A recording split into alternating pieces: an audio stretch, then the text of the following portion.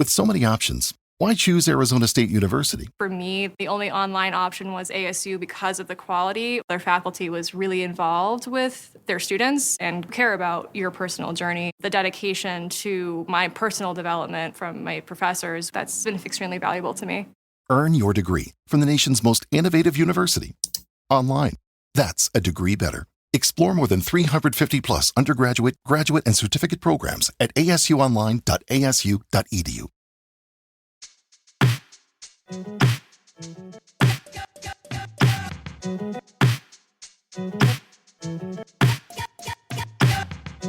Welcome, everyone, to American Girls. This is the podcast where we're reliving the American Girl series book by book, except on our Patreon where we're reading and watching things that we imagine to be in the life of this show. I'm Mary. I'm Allison. Sorry, wow. This book really took me. You know, I mean, do you remember when? I remember too much. Damn. I wish I could say I was patient, but...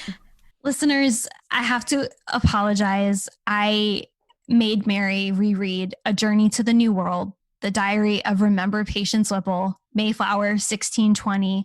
I thought it would be an interesting 400-year retrospective. It is not. And I own that.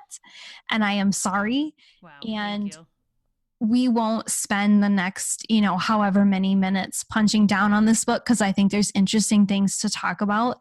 I apologize. Sea travel is not as interesting as I thought when it's not the Titanic. I did not know what I was asking. Thank you for the apology that I demanded from you. I appreciate that. Yes.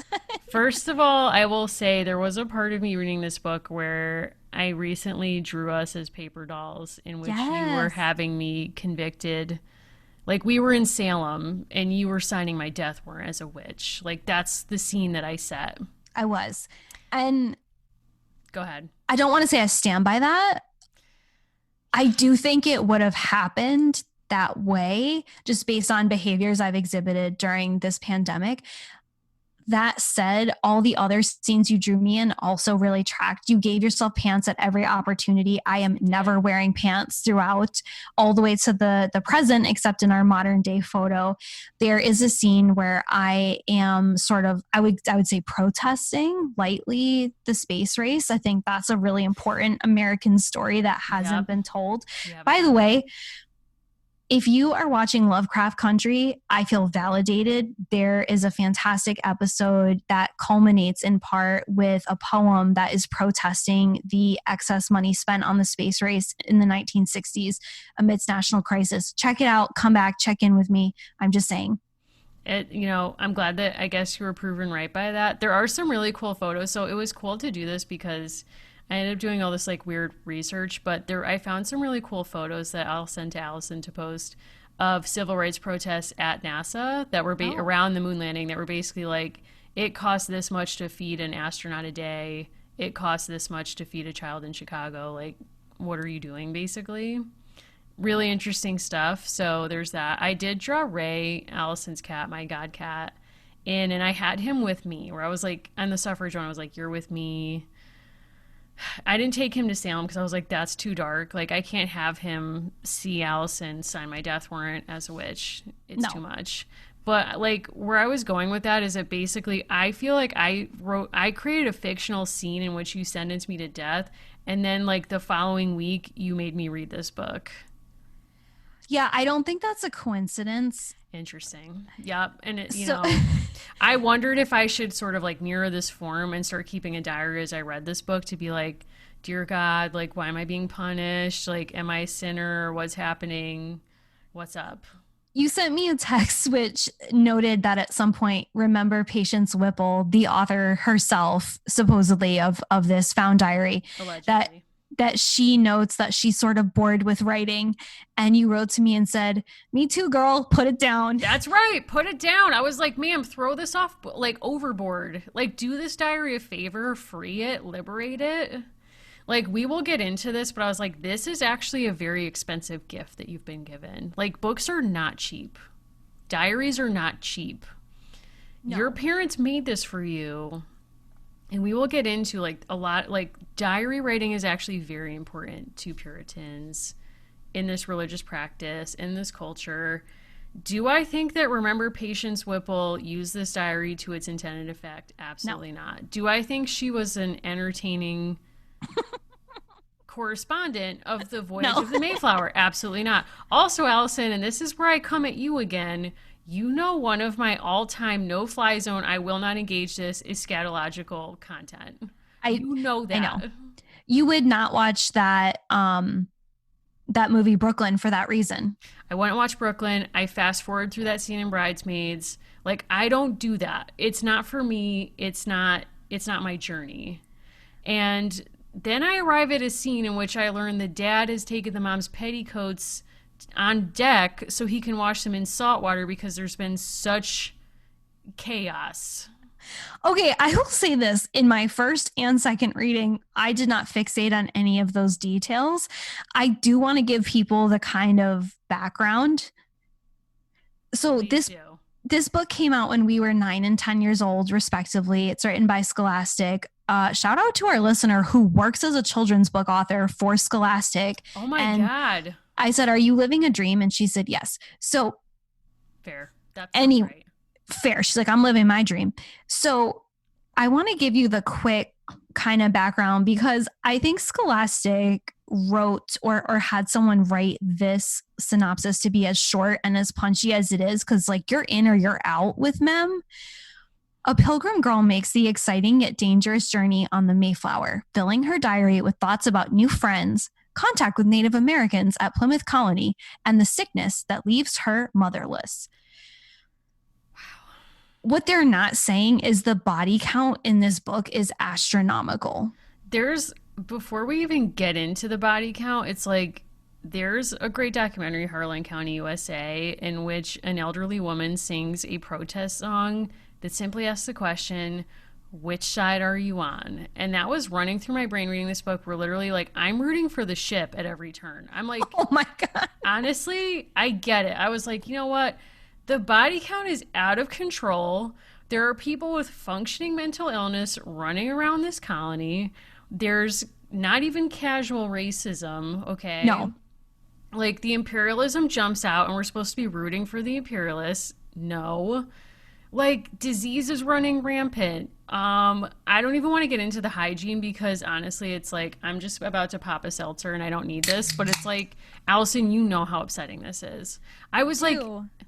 This is actually a story about medicine, but this book was not my medicine. Like, this was not bibliotherapy for me. So I was having a very hard time remembering what I loved about this book. I truly can't get to the headspace where I loved it. This was the book that launched me on my Dear America journey. And I'm sure that I saw this at a book fair, or I had my parents purchase it for me at a Barnes and Noble. I probably imagined it was a very expensive extravagance because it's hardcover and the beautiful ribbon. Remember had me as a child. And I tried to think, why? I think part of it is it's kind of a slow boil, much like myself, I would say. Like it kind of is a it kind of is a slow start, and you know that adventure is coming. Full disclosure, I thought this would be an interesting book to read in this context because her journey starts on October 1, 1620. And so it's almost exactly 400 years ago. That was wrong. Yeah. So why do you think this story, which I think could be very compelling, why do you think it didn't reach you? I have a lot of personal trauma that I'm bringing to this book. So sure. Like that's part of the reading experience. So number one, I have been to Mayflower as a child. Okay. Same. I went there on a day when there was a terrible rainstorm. My mom whips out bright yellow, like I'm talking like screaming yellow ponchos. First of all, I do not do ponchos. Like this body has not touched a poncho since this event. Just saying, it's related. Okay. Unlike this book, I'm coming out firing from point one. Thank you. My mom whips out these Mickey Mouse screaming yellow ponchos and is like, we're all wearing these. And I'm like, excuse me? Yeah. I'm around 10 years old. Like I'm probably around the time when this book comes out. We go around Plymouth. As you know, it's like first person interpretation. We'll hopefully talk more about that. But literally everywhere we went, people were like, it's the yellow family. And I was like, ah, like I want to be invisible in this place. Stop. And it's like, so I've had my own trauma. I've gone through my own storm, you might say, to get to Plymouth, and also was disappointed when I got there. Some of the Plymouth interpreters, as I recall, were giving each other back massages, and like, that didn't appear in this book. I'm not sure how historical that is. I'm not going to say it's ahistorical, but no, that's what I have. My first year in America was the Valley Forge one. Nice. Which hopefully we'll read again at some point. I have no memory of that either, but this was a lot, Allison. I'll just say that. Like, I don't know if I landed on Plymouth Rock, or if it landed on but you. This book sure landed on me. I think where Dear America comes down is their pacing is much slower, right? And I think compared to American Girl, where you're going to get 6 books, and Valerie Tripp is going to take you wherever. Valerie Tripp's going to like murder people off book and be like, I have no time for that in the story, so I'm just going to kill people and just like refer to it in a sentence, and we're all moving on. Wherever you're going to end up with that crew, Susan Adler, all of them, I would say, Connie Porter is going to take you to great heights.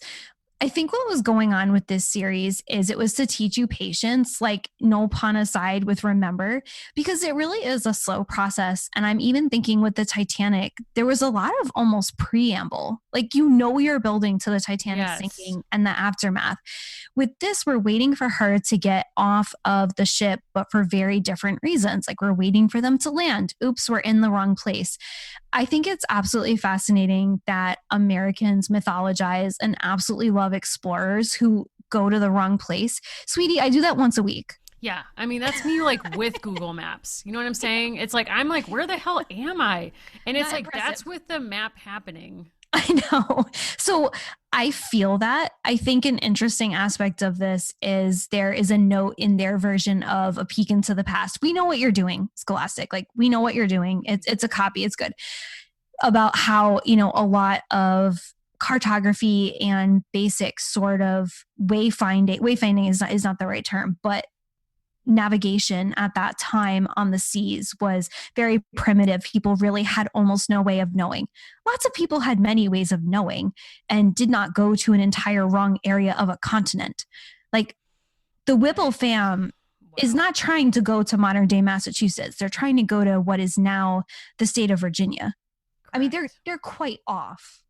They're like not even close. It's actually a shock. And actually no one in this book, let me just say this, like zooming out and to make this point, there is a shocking lack of self-examination in this diary about how lost they get, or really about anything that goes down in this book, which is actually a shock if you've read any Puritan diary work. Like, I'm very interested in life writing as a subject.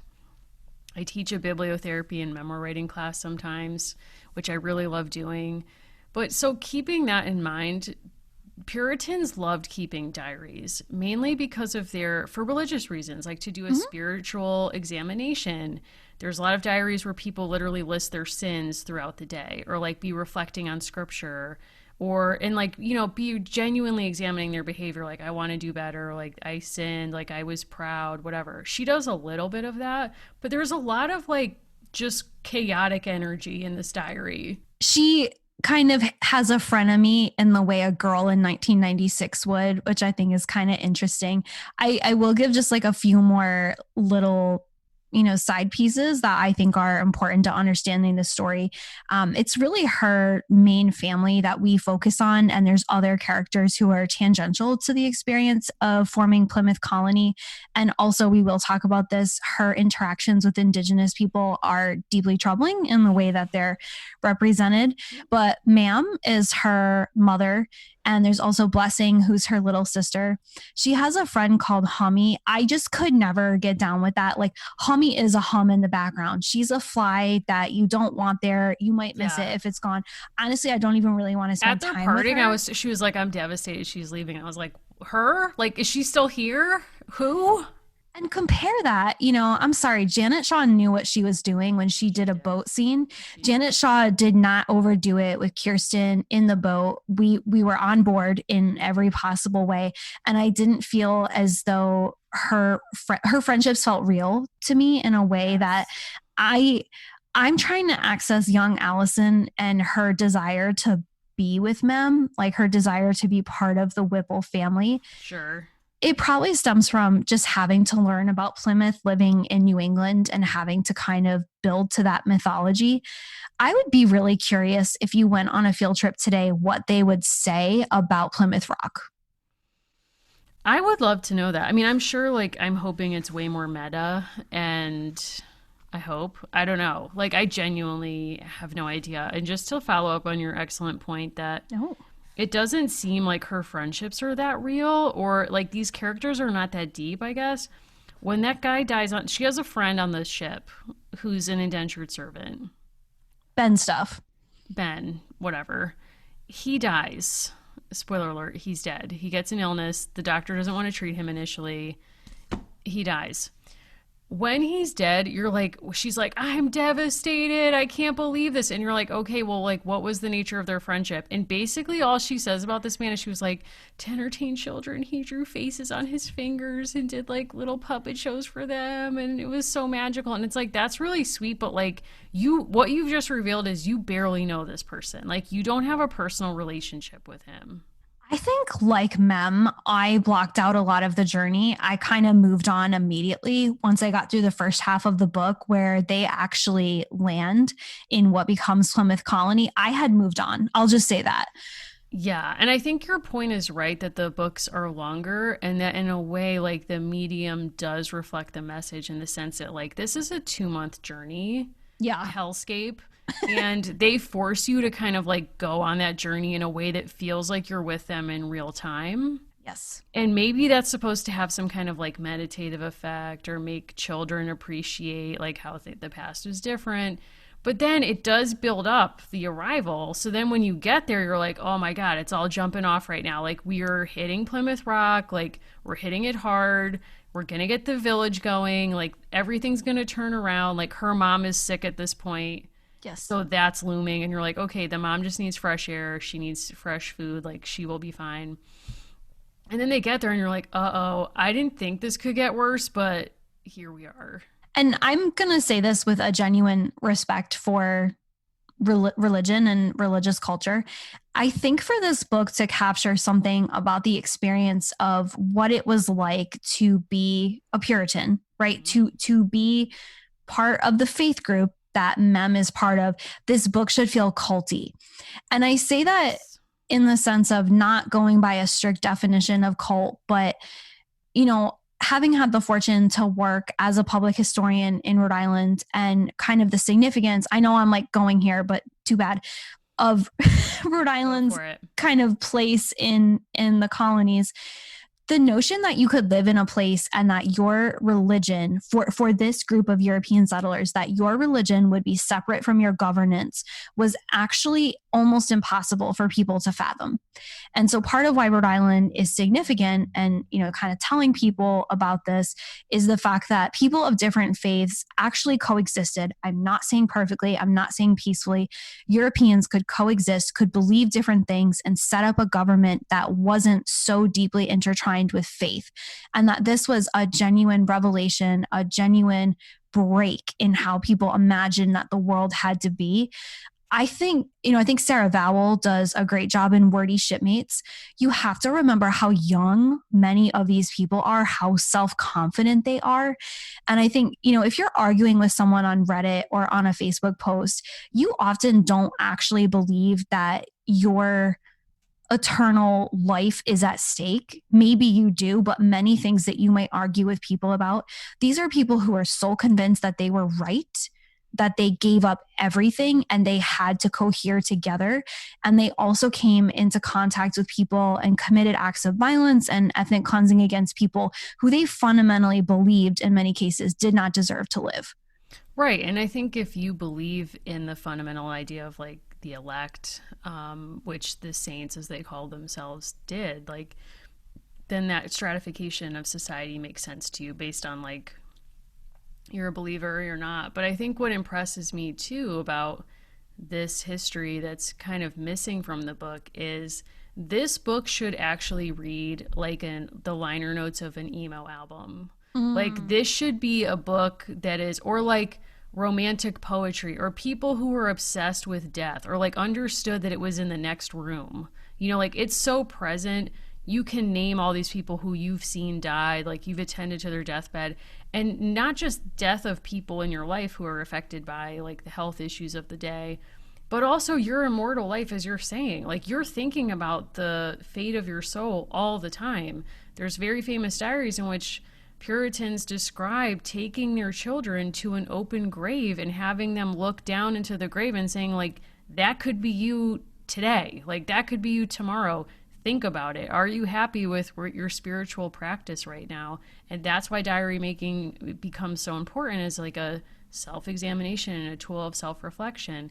So it's a little bit weird to me that she accurately notes the scale of death at Plymouth, but it kind of seems like a drive-by situation in her diary where she's like, anyway, that guy died, moving on. And it's like there's flashes, which is interesting in this book. There are flashes of what we now would call mental illness, or like grief that goes to a place that is not normal.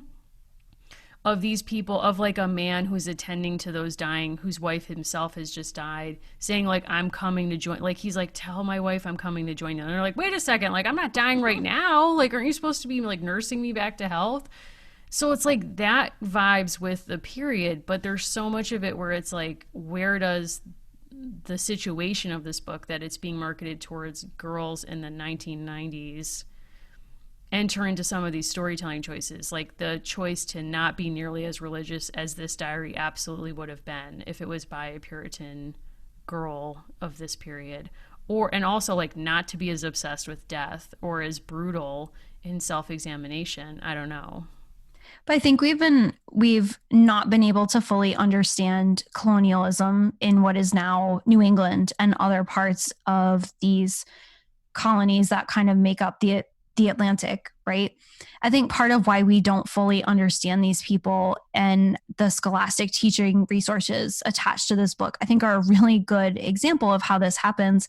A lot of the sources about the Puritans that are listed here are actually resources about pilgrims from the 19th century. And like you're saying, you know, having read books like Worlds of Wonder, right? By David D. Hall, where he really gets into kind of the psyche of how these people believed and how they wrote and the different ways in which like death very much haunted their daily life. They're very different people than I think you imagine. And I think if you are a relativist, or if you are a person who believes in a lot of different thought patterns of later centuries, such as atheism, I think maybe you don't actually want to live in the headspace of the Pilgrims. Like you don't want to live in a Puritan headspace. And I think this book raises, as we're talking, some interesting questions about historical fiction. Do you really want to go there? And I think of, we both have just been reading The Vanishing Half, which is just amazingly brilliant historical fiction that goes between different time periods. And I had to put that book down after I got about halfway because it's partially a book about racial passing, and it is so intense and it is so intricately rendered that it's difficult to read. It really is about passing as a kind of death from your family, not just moving into a different section of a segregated society. And I was having a hard time reading it because I thought it was so well done. Like, should a 9-year-old playing in her backyard in New England really know what it's like to be Mem? This was probably about what I could handle. Yeah. In retrospect. Well, yeah, and I think too it comes down to a core difference of how people thought about childhood then versus now too. Like if we were in Plymouth in 1620 and we were saying like, oh, like what's appropriate for a child, no one would know what we were talking about, right? Because people would be like, what do you mean? Like they're little adults. Like we don't have to sanitize anything or sugarcoat anything. Like we should be pushing them into the grave so they get like these things that are so in our blood at this point that they're new to, which is how ephemeral life is, and you know how like being sinners at the hands of an angry God, like that should be at the core of your person. Like let's not forget, we're a few generations from the witch trials. There's a reference to a rumor of witchcraft in this book, that a woman is seen perhaps casting fortunes, and women in the town are like, she's a witch, like she's performing witchcraft. And, you know, it's an interesting sort of like flag in this book by the author to be like, remember, this is coming, like, see you in the next series, like, see you in the next book.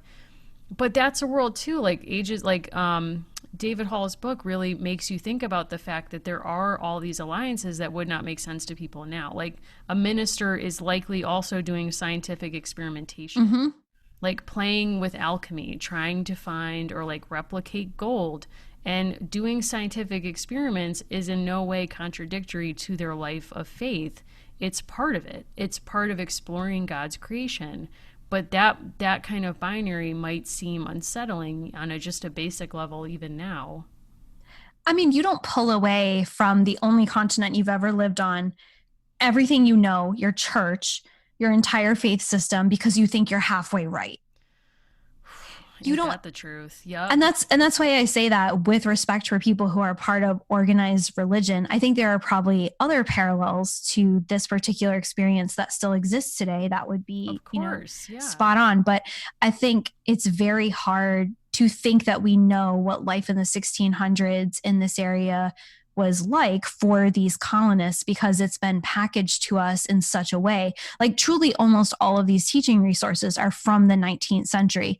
And I don't say that just to rub on this particular book or website, but to say every time you hear something, I would say often, I can only speak to our region, about indigenous people in the past. First of all, they're always put in past tense as if indigenous culture has not continued into the present.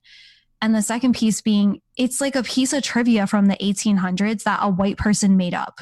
It's not, no, I'm serious. No, entirely. And the same things get repeated over and over. I found this first draft of a speech that was given in Massachusetts about the Patuxet people who are mentioned in this book.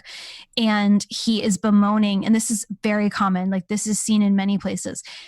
He is a white person. He can tie his ancestry back, and he is bemoaning the fact that, you know, the only Indians that are left have passed, you know, there are no indigenous people. He doesn't use that word. And then he's like, coming up next, we will hear from a descendant from one of the chiefs here. So like he sees absolutely no contradiction. This is his first draft. He's like, by the way, we are hearing from a descendant of this particular chief who led the people here. He's like, it is just too bad that there are no indigenous people anymore. But I think we do this today. Some people do this today in different ways by, you know, relying on caricature instead of people. Yeah. I mean, I think something that you're saying that is sort of been resonating with me since reading this book is actually the real difficulty of doing historical fiction or a lot of historic interpretation, which is how do you actually and candidly present how particularly white people in the past would have behaved towards non-white people in a way that is accurate and authentic, but isn't totally, I'm imagining from a 1990s perspective, offensive or isolating to the mostly white audience that you're likely trying to reach. So, an American audience. So there's this impulse in these books and in a lot of historical fiction books to make white readers feel safe in the present by not implicating them at all in the mistakes or the crimes of the past. And they do that by often silencing or curating dialogue between different racial groups and white people, or between men and women to kind of obscure like the gender imbalance. It's like, we don't actually want to make you uncomfortable by putting you in the past. So we're going to make you seem, even though the entire point of this is to try to understand how people in the past organize their world and their place within it on their terms, which will by definition be different from our own, that we can maybe appreciate or learn from. Let's actually work against what we say we're doing, because the last thing we would want is for a white reader to feel uncomfortable reading, for example, how Remembrance or Remember Patience talks about Squanto in ways that are not great, frankly. But it comes out in the end of this book when in the fake epilogue, they say, like, you know, like future events, when they say like, oh, I gotta find this line because it actually was really interesting to me the way that this was phrased. You can hear those thick pages being turned. Yeah, ooh, quality book here. That's right. I'm trying to find it. And just to kind of clue readers in, for some reason, well, I think I know why, everyone else is sort of trying to avoid contact with local indigenous people. And Remember is like, not me. She's the pudding girl. She's like, can't wait for it. Can't wait to make friends. Can't wait to have contact. And like you're saying, I think that's to let, a primarily white readership feel comfortable and to say, Exactly. I would have been like them. I would have been really interested and welcoming to my community. Exactly. And in reality, she probably would have been terrified based on what she was told. Of course. Like, it's very aspirational. So this is the very end of the book when they're sort of saying, like, here's what happens to all these, like, characters that we just followed. So they end on Thanksgiving. Yeah. The Pilgrims had much to be thankful for. Without the help of Squanto and their Indian neighbors, they would not have survived their first year. They also signed an official peace treaty with the Wampanoag chief, Massasoit. Later, the British would take advantage of the Pilgrims' new allies and force them to move away from their ancestral lands, but this did not happen initially. This is a really fascinating sentence because it actually invites the reader to identify as a pilgrim, and then you're absolved of your guilt, of any guilt you might feel for taking part retrospectively as a white person in the displacement of indigenous people from their ancestral lands by saying, don't worry, like, the Pilgrims signed a peace treaty. We had nothing to do with this. The British came in later and obviously, like, took advantage of our allyship and revoked the treaty and this and that and took the lands. But it's this really weird historical positioning where it's like, sorry, what? Like, don't worry, reader. Because you've gone on this voyage with Remember, you are a pilgrim. And you didn't do this. That's the British. There's many pages we could talk about. And I thought about having our friend who used to be an educator, hi Tanya, working Happy birthday. Virgo time.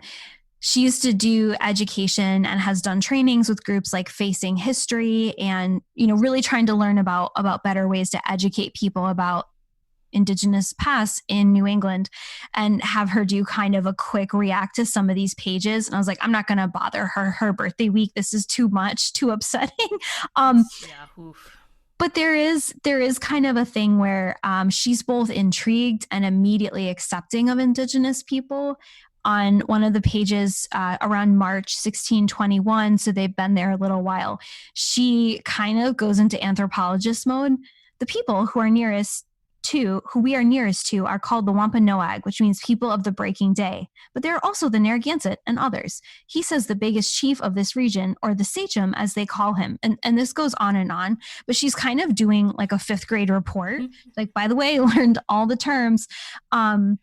And again, it's very, very much like, to me, through a 19th century lens, she's obsessed with what they're wearing and whether they're covered. And I remember Roger Williams is obviously a big deal in Rhode Island as the person who breaks away from Massachusetts Bay Colony and starts a colony there. And having to tell people, there are no visual representations of him from life from the 17th century. Everything is from the 19th century. And people literally made him into this huge guy. And, it's just so a metaphor for American history. We don't know a lot about him, but one thing we do know from contemporary accounts is that he was shorter and annoying. And I think those two visuals actually really help people, because I think when you imagine a man, as 19th century people did, as tall, dark, and handsome and really principled, you think one way.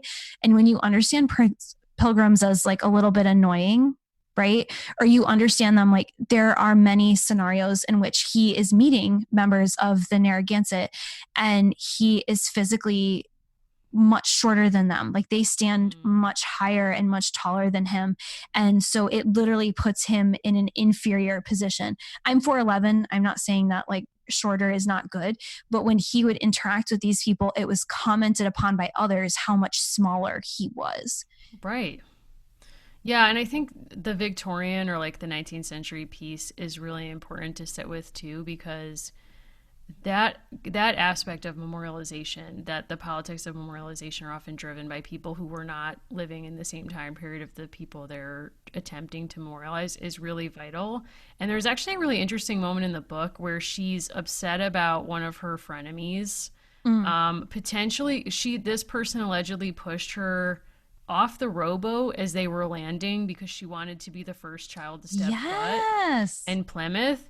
And her response to that is, maybe you have the quote, Allison, I don't remember the exact wording, but she's basically like, yeah, she probably did this so she can tell her grandchildren's grandchildren that she was the first person to set foot in Plymouth, and they'll probably build a statue to her someday.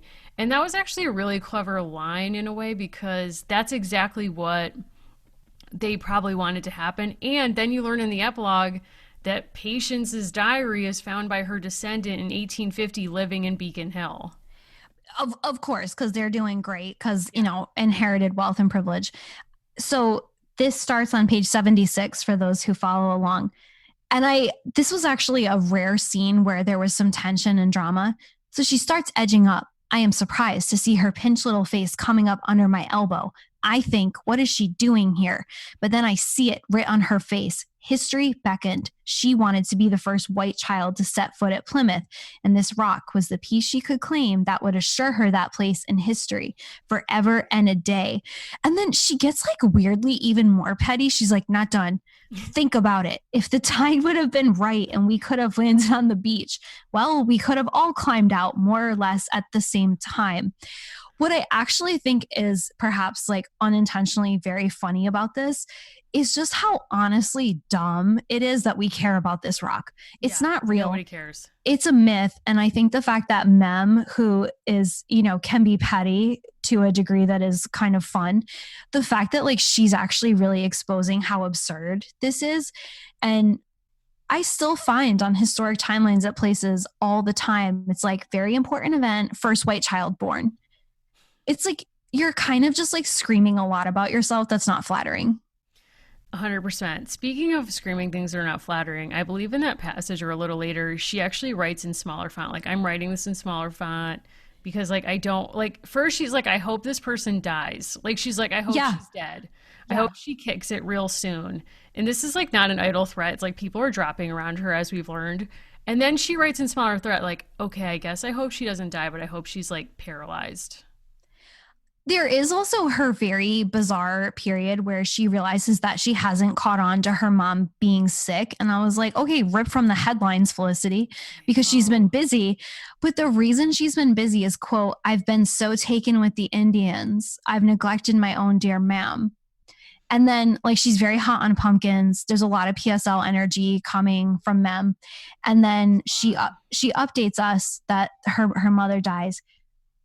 She died with her eyes locked on the yellow of the pumpkins. Stop. I can't. Also, she just said, I love. That's her last words. Never I know. Finished the sentence.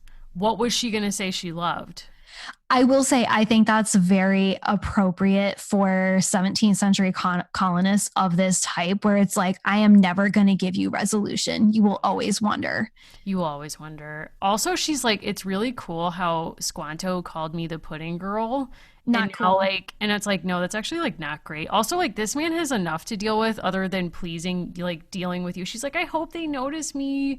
I made pudding for them and I don't know if he liked it and I wish he would tell me. And it's like, girl, stand down. Like, your mom is dying. She's coughing up blood. Pay attention. Not enough for her. Do you have any Puritan ancestors that you're aware of? Excuse me. My name's Mary Margaret Mahoney. I'll let you fill in that blank. I'm of Irish and Italian ancestry. We came over in steerage. Like, not to say like we had it bad. I'm just saying like I won a good citizenship award from the DAR when I was in high school, and I'll never forget going to get the award. And the ladies who were there that day were very nice to me, but at the same time they were like, "Oh my, have you had your lineage done? We'd love to have you in the club." And I was like, yeah, I haven't done that, but I do know that, you know, it's not a Mayflower story. And then immediately it was like the temperature of the room dropped 10 degrees. So I think Mayflower's story is sort of expected and played out. I am sort of biased based on my own lineage, but I think like what? I'm being serious. You and Anna both could be in the DAR. Yes. For real. Okay, so my Nana was, but she lied to get in because we didn't actually serve. That's the problem. As I said to a colleague, we were actually talking about this recently, and I said, this lineage did not make it by winning wars. Let's face it. Your ancestors did bravely lead some Indian removal campaigns. So, like, you do have that. Yes. So my first ancestor who came here was 19 years after this. And he was responsible for I would say on two levels. So he was part of a campaign to force the eviction and expulsion of indigenous people from land in what is now the northern part of Massachusetts. And then based on how his story was told by other ancestors in the 1800s, like very much part of the erasure of those groups of people from that area. Eesh. But I think part of it is, so I've visited the parish, I visited the church community with my mother, where he was from before he left in the 1600s. And there is a small sort of like memorial to him and a piece about his connection. And I think because we pretend that we have a secular public education system, I don't think until I really visited that religious space, I don't think it's ever emphasized enough how much of this was like they truly, genuinely believe that they had to remove themselves from the society they live in, begin again. And also that is part of how they justified and rationalized incredibly damaging violence against people who they truly saw as other. And you see in this book that Mem is intensely relieved when some of the indigenous people she's come into contact with convert to Christianity. That is a huge relief to her, because to her understanding, there is no kind of 1990s relativist multicultural toleration. It is this or it is that. And she thinks these people will die a terrible death, right? Like they will not have the life that they could unless they become Christians the way that she is. Right. And to me, like, that's the central story. I think to navigate the things that we've talked about, like making readers not feel totally alienated from the past, or being like straight up offensive and traumatizing in way, like by using language that we would never use now but was likely used then. How do you communicate a truth of the past that readers can appreciate and learn something from? But I think that might be the central piece, is like situating a reader in a world of really magic and real belief. So a world that accommodates a minister that does experiments in alchemy, in his home, but at the same time is leading a congregation through self-examinations and through services, because that is the central thought of their lives. Like going to services twice a day on Sunday, like thinking about the sermon you hear throughout the week, examining your conscience. That is very absent from this diary. And I think that's the piece I would have put back in, because it's the explanatory framework that they use to explain away all of their other behaviors. There's a book that I absolutely adore, and it's set in like the early to mid 19th century, and it's huge. It's called the Darkness Light. And it's basically a woman who Forrest Gumps her way through major moments in women's history in the 1800s. And it kind of goes off the rails after a while, like in literally in more ways than one. She's like, should I be a shaker? She gets pregnant. She's like, nope, not going to work out. There's a murder. Not. I mean, truly. Ooh. Everything happens in this book, and people, it's one of those books that's very easy to make light of, especially now that it's out of print. And I picked it up one day because she has a working history that I wanted to read, because she works in a factory, and that's my thing.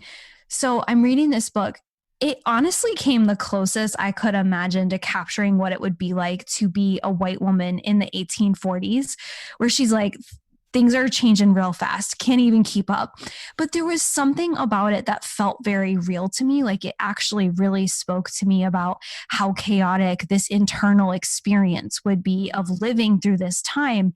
And instead of kind of dropping, the way that we've had technology dropped into the Samantha books or other sort of historical trivia, there are moments in that book where she sees, for example, like she sees new transportation technology and she freaks the F out.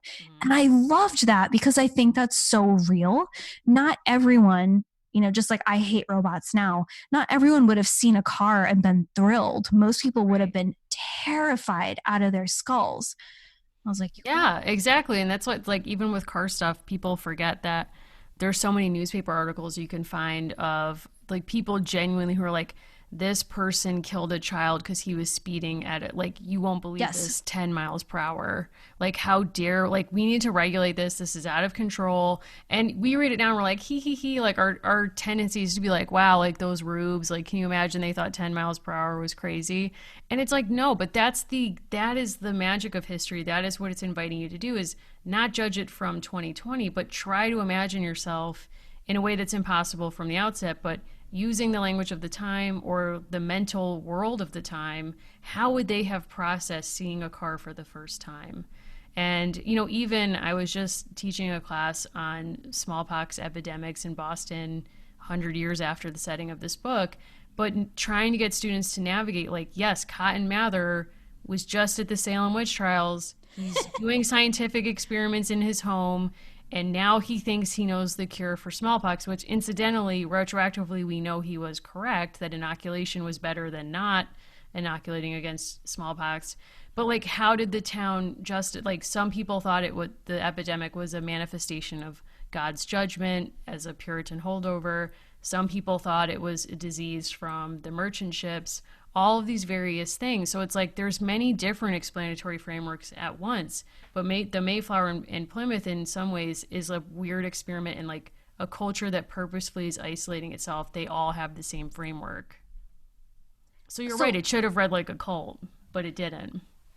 If we're on the ship, are we friends? That's complicated. First of all, I think, speaking of like a deep Puritan feeling, I would be deep in mortification mode because the hygiene, like when she was like, you had to climb in a barrel to change your petticoat, I would have been like, stop right now. Thank you very much, to quote the Spice Girls. I need someone with a hygienic touch and, like care station. Like, I need my own bathroom, basically. I think we would have been friends and we would have stayed in that rowboat where they tried to get in and have their own little space. And inside the hull, like somebody was like sleeping inside the rowboat. I think we would have been friends, but I think it would have been, you would have felt competitive with me about our spiritual journey, and you would have been trying to read my journal about my sins. I don't think I would have tried. I think I would have taken your journal and I would have done a kind of Scientology level audit and said, this is for your salvation. I think you would have done what you likely did in real life when we met, which is like done a deep dive on my Facebook to be like, who is this person?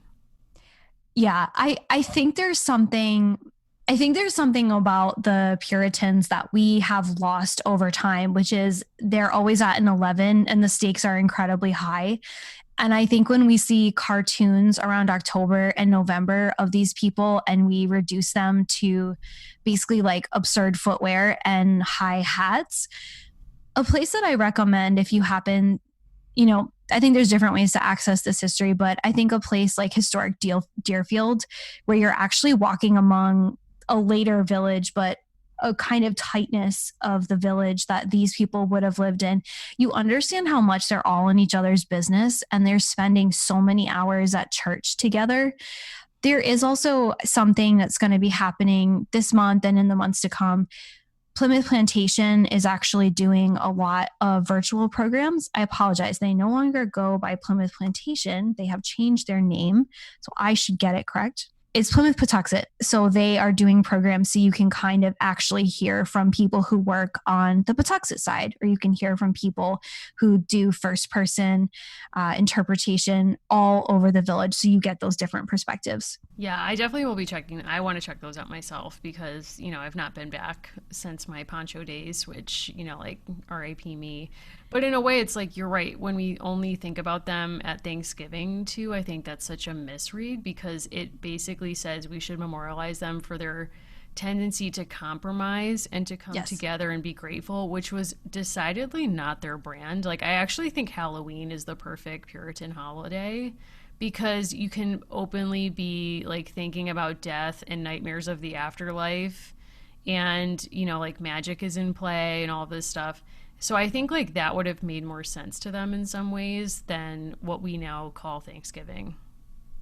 I did not like the meal that was described when people are like, let's go back. No, I did not like the meal that was described. I understand that turkey is anachronistic. I don't care.